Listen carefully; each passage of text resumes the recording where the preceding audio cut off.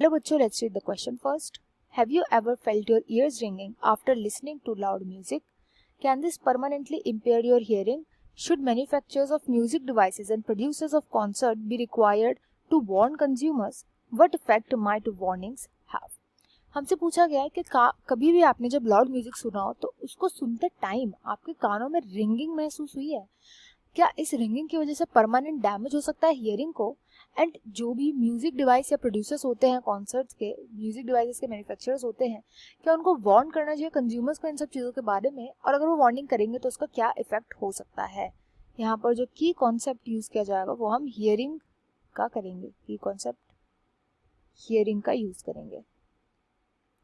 अब हियरिंग में आपने कभी बार देखा होगा जब कोई लाउड म्यूजिक कॉन्सर्ट में एंटर करता है तो कॉन्सर्ट में एंटर करने के कुछ टाइम बाद उसको बहुत तेज रिंगिंग फील होती है। ऐसा क्यों होता है? क्योंकि जो लाउड नॉइज होती है, अब जितनी ज़्यादा लाउड होती है नॉइज उतने ही ज़्यादा बेंड करते हैं हमारे हेयर सेल, बेंड करते हैं हेयर सेल जो कि प्रेजेंट होते हैं कॉक्लिया के अंदर, कॉक्लिया के अंदर प्रेजेंट होते हैं। एंड ये उतना ही ज़्यादा बेंड करते हैं जितनी ज़्यादा नॉइज होती है। जितनी ज़्यादा नॉइज होगी उतना ज़्यादा बेंड करेंगे, जितना ज़्यादा बेंड करते हैं उतने ज़्यादा ही केमिकल्स रिलीज होते हैं एंड उसकी वजह से हमारा ब्रेन पता लगा पाता है about the volume of the sound की कितनी वॉल्यूम आ रही है।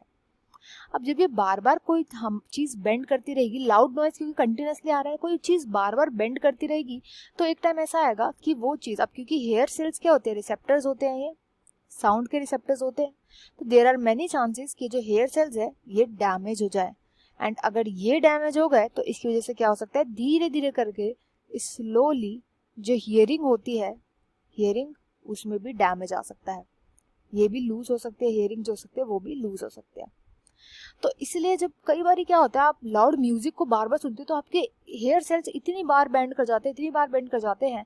अब जो रिंगिंग नॉइज होती है इसके काफ़ी ज़्यादा रीजंस माने जाते हैं। कुछ साइंटिस्ट बोलते हैं कि कई बार साउंड वेव इतनी खतरनाक होती है कि वो ब्रेन के टिश्यू को ही डैमेज कर देती है एंड ब्रेन के टिश्यू डैमेज हो सकता है, या कोई नर्व जो हो सकती है, नर्व सेल वो डैमेज हो सकती है, कोई ऑडिटरी नर्व डैमेज भी हो सकता है कि हेयर सेल जो है वो डैमेज हो रहे हैं।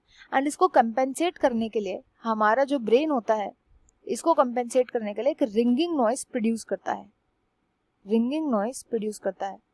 तो ऐसा साइंटिस्ट मानता है। अब इसका कोई प्रॉपर रीजन नहीं पता चला है, बट ये काफ़ी सारे रीजन होते हैं इंक्लूडिंग ये कि हेयर सेल बहुत ज़्यादा बेंड करते हैं एंड ये काफ़ी ज़्यादा खतरनाक है। अब बात आती है कि क्या परमानेंटली इम्पेयरिंग होती है, तो नो, इसमें कभी भी परमानेंट इम्पेयर नहीं होता, ये टेम्पररी होता है। बट अगर कोई भी इंसान अगेन एंड अगेन यानी रिपीटेडली लाउड म्यूजिक के एक्सपोजर में आता है, रिपीटेडली लाउड म्यूजिक के एक्सपोजर में आता है, तो यस, उसके अंदर परमानेंट हो सकता है, ये परमानेंट लॉस ऑफ हियरिंग हो सकता है।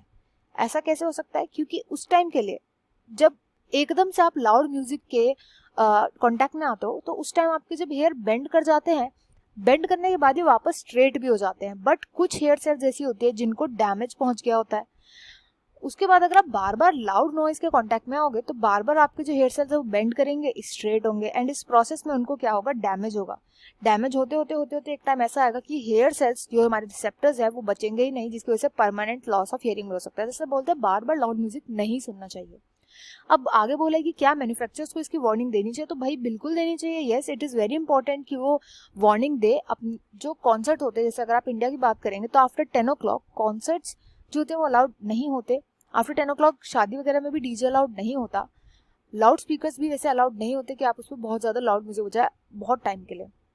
ऐसा इसलिए क्योंकि उससे परमानेंट हियर डैमेज हो सकता है।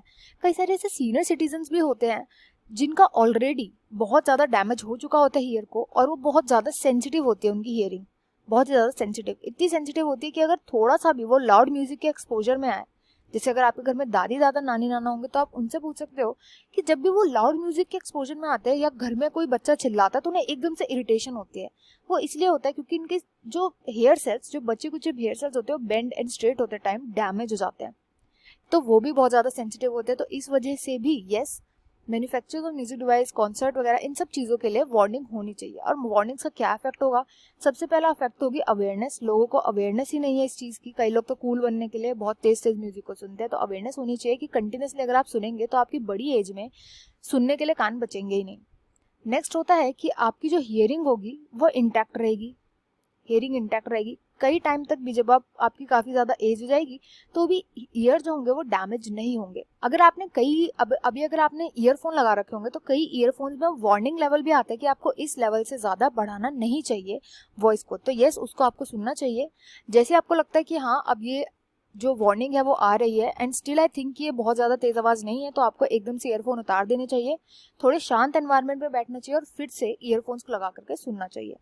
तो I hope you understood well. Best of luck and thank you.